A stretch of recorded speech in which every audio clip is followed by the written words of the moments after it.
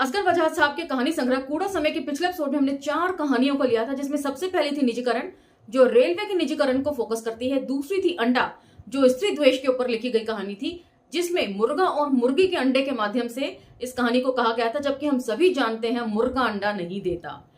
तीसरी कहानी थी ऑक्सीजन, जिसके माध्यम से यह बताया गया कि हमारे यहाँ पर विज्ञान ने इतनी तरक्की कर ली है कि दुनिया भर में जहां लोग ऑक्सीजन एक ही प्रकार की मानते हैं, वहां हमारे देश में इसे अलग अलग प्रकारों का बता दिया गया है। वैसे तो ये व्यंग्यात्मक कहानी थी, सिस्टम के ऊपर एक करारा व्यंग्य था कि किस तरीके से अमीरों और गरीबों को जब ऑक्सीजन प्रोवाइड करने का टाइम आता है तो गरीबों के कितने बच्चों को कत्लेआम कर दिया जाता है ऑक्सीजन की कमी के कारण। चौथी कहानी थी आदमी से मतदाता बनने तक, और ये कहानी जो है कोरोना त्रासदी को फोकस करती है। इन सब चीजों के ऊपर चर्चा हमने पिछले एपिसोड में कर ली थी। अब हम चर्चा को यहां से आगे लेकर चलेंगे, तो चलिए मेरे साथ। जय भीम, मैं शालिनी और आप देख रहे हैं अंबेडकर नामा। आज की पहली कहानी है सजा।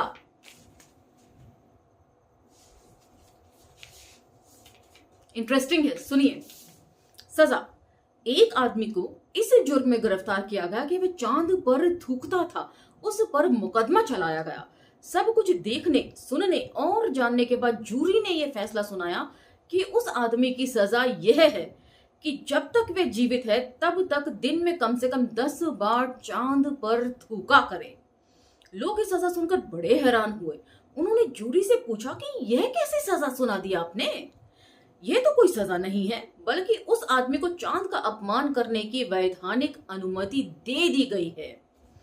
जूरी ने कहा कि इस आदमी को इससे बड़ी सजा दी ही नहीं जा सकती, क्योंकि यह जब चांद पर थूकता है तो उसका थूक उसके मुंह पर गिरता है।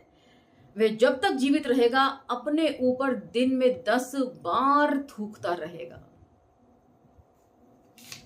इस कहानी से आप क्या समझ रहे हैं, ये मुझे कमेंट सेक्शन में बताइएगा। इसके एक से ज्यादा इंटरप्रिटेशंस की जा सकती हैं।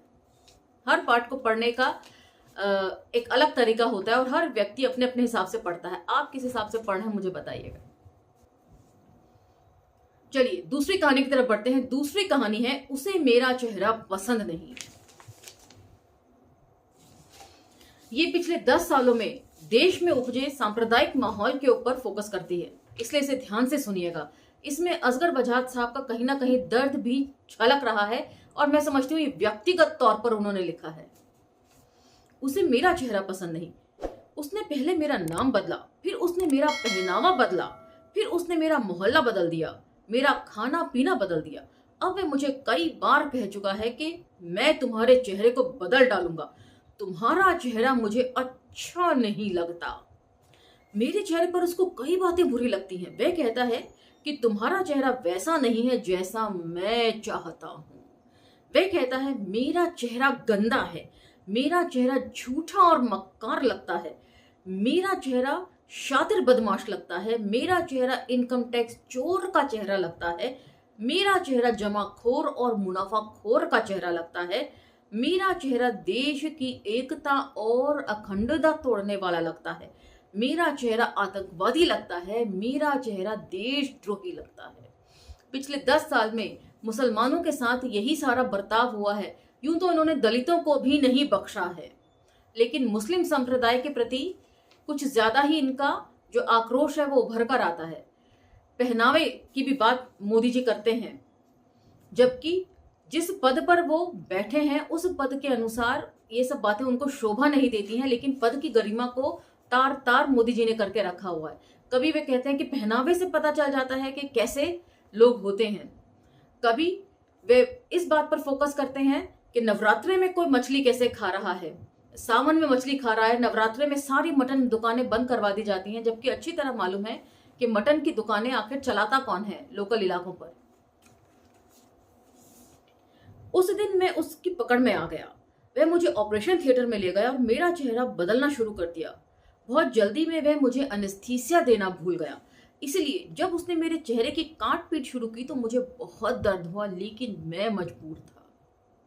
तो यहाँ पर असगर वजाहत साहब का दर्द, सारे मुस्लिम समाज का दर्द यदि हम समझ लें तब हम समझेंगे कि क्या क्या बीती है पिछले 10 सालों में लोगों के ऊपर। वह मेरे चेहरे को काटता छाटता रहा, काफी समय लगा। फिर उसने कहा कि देखो तुम्हारा चेहरा अब बिल्कुल ठीक हो गया है। उसने मुझे आईना दिखाया, मुझे अपना चेहरा उसके चेहरे जैसा लगा। मैंने उससे कहा तुम भी तो आईना देखो। उसने आईना देखा, उसका चेहरा बिल्कुल मेरे वैसे चेहरे जैसा था, हो गया था जैसे वह मेरा चेहरा देखता था। तो मतलब अदला बदली हो गई, एक दूसरे के जैसे दिखने लगे। और पहले भी इस पुस्तक में कहानियां हमने पढ़ी हैं कि किस तरीके से आपको जो है पड़ोसी, कहानी के शीर्षक के तहत हमने पढ़ा था कि पड़ोसी को बोला जाता है कि तुम बिल्कुल मेरे जैसे हो जाओ। और जब पड़ोसी कहता है तो इसका मतलब आप जो सुख सुविधा उठा रहे हैं वे मुझे भी मिलने लगेंगी। तब वह कहता है कि क्या पागल हो गए हो, बंद करो अपनी बकवास, ये सब कुछ तुम्हें नहीं मिलेगा, लेकिन तुम मेरे जैसे हो जरूर जाओ। मतलब सबको अपनी तरह सांप्रदायिकता की आग में ये लोग झोंकना चाहते हैं।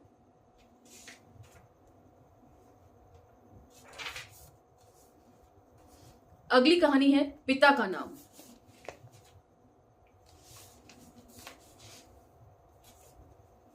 और ये कहीं ना कहीं देश के लोकतांत्रिक ढांचे के ऊपर फोकस करती है कि पिछले 10 सालों में किस तरीके से लोकतंत्र के मायने बदल कर रख दिए हैं।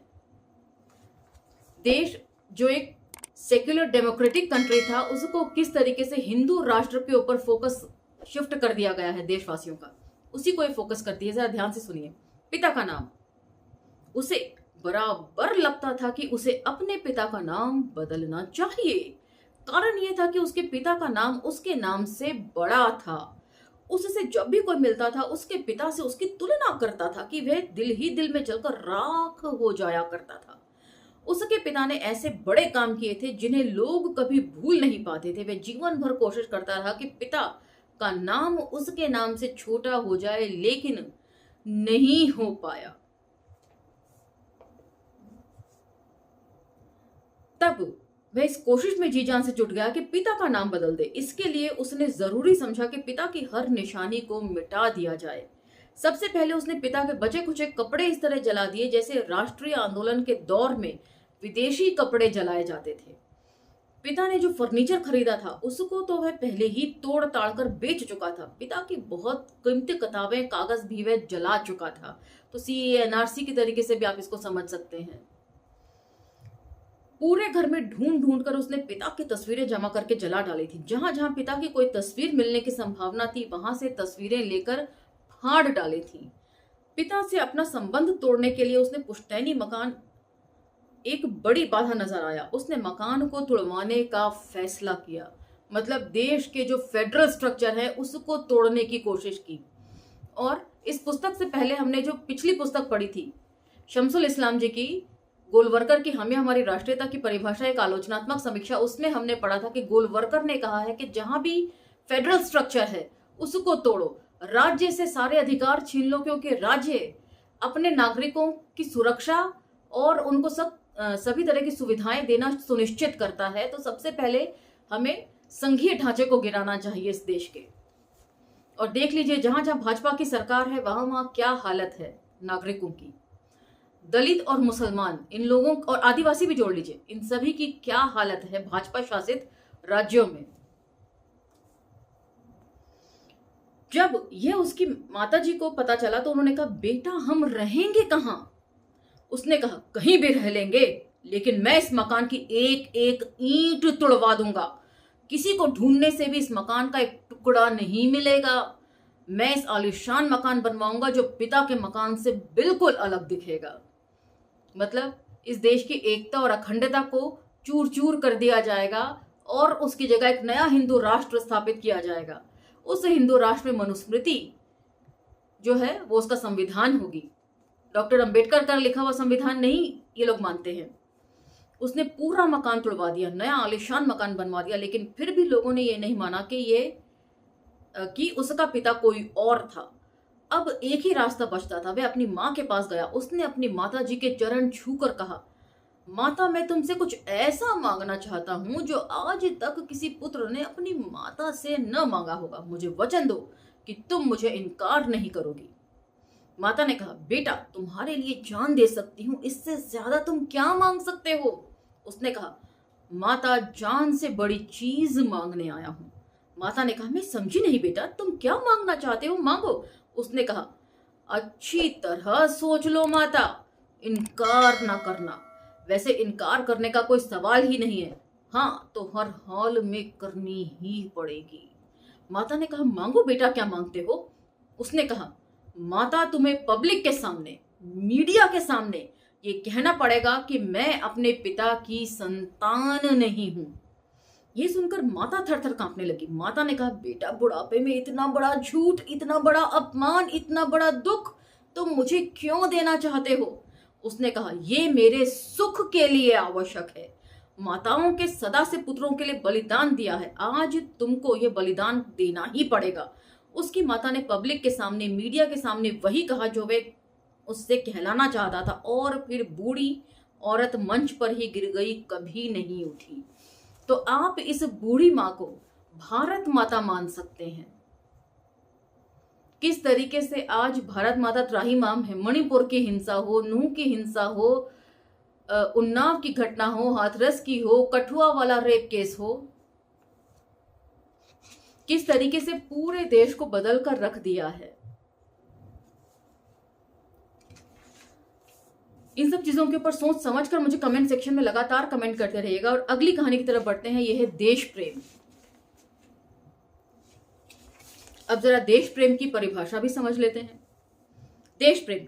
स्वतंत्रता दिवस से पहले मैं झुग्गी झोपड़ी बस्ती में झंडे बांटने गया था। मैंने सोचा था कि गरीब लोग जो झंडा नहीं खरीद सकते हैं पर देश से प्रेम करते हैं, वे अपनी झोपड़ियों पर झंडा लगाकर अपने देश प्रेम को प्रदर्शित कर सकते हैं, और इस प्रकार मैं भी अपने देश प्रेम को प्रमाणित कर सकता हूँ। झंडे लेकर जब मैं झुग्गी झोपड़ी बस्ती में पहुंचा और अपनी कार से उतरा तो बहुत से नंग धड़ंग बच्चों, दुबले पतले सूखे लोगों और कमजोर महिलाओं ने मुझे घेर लिया। मुझे देखकर खुश हुई कि गरीब नागरिक भी देश से इतना अधिक प्रेम कर सकता है। सब कहने लगे, हम सबको एक नहीं, दो नहीं, तीन नहीं, चार चार झंडे चाहिए। मैं उनकी देश प्रेम की भावना को देखकर बहुत प्रसन्न और प्रभावित हुआ, और मैंने गाड़ी से झंडे निकाले, उनको चार चार झंडे बांटने लगा। लेकिन मैंने देखा कि उनके चेहरों पर पहले जो उत्साह था वह कुछ कम हो गया था। मैंने उनसे पूछा, क्या बात है, आप लोगों के चेहरे बुझ क्यों गए हैं? उन्होंने कहा, पिछले साल तो आप लोगों ने कपड़े के झंडे बांटे थे, इस साल क्यों नहीं बांट रहे? कपड़े के झंडे, झंडों का इस्तेमाल गरीब इंसान किस तरह करता है? कभी उसको ओढ़कर सोता है चादर की तरह, कभी गद्दे की तरह नीचे बिछाकर। इसलिए उन्हें ये उनका देश प्रेम नहीं है, ये उनकी मजबूरी है कि उनके तन पर इतना भी कपड़ा नहीं है कि वे उसे ढक सकें। झंडा मिलता है तो झंडे का कुछ ना कुछ बनाकर वो अपना तन ढकते हैं। इन सभी चीजों के ऊपर सोचे जाने की जरूरत है। पिछले 10 सालों में हमारा देश जो है वो गरीबी के इंडेक्स में बहुत सारे ऐसे देशों से नीचे चला गया है जो ऑलरेडी सबसे निचली पायदान पर है गरीबी में। इन सब चीजों के ऊपर आपको जरूर विचार मंथन करना चाहिए। उसी विचार मंथन के साथ मैं आपको छोड़े जाती हूँ। आज का एपिसोड यहीं विराम देते हैं। अगले एपिसोड में अगली कहानियों के साथ में फिर हाजिर हो जाऊंगी। तब तक मुझे आज्ञा दीजिए, लेकिन इन वीडियोस को लाइक, शेयर, सब्सक्राइब करते रहें। अब मुझे आज्ञा दीजिए, मिलते हैं अगले एपिसोड में। धन्यवाद। जय भीम।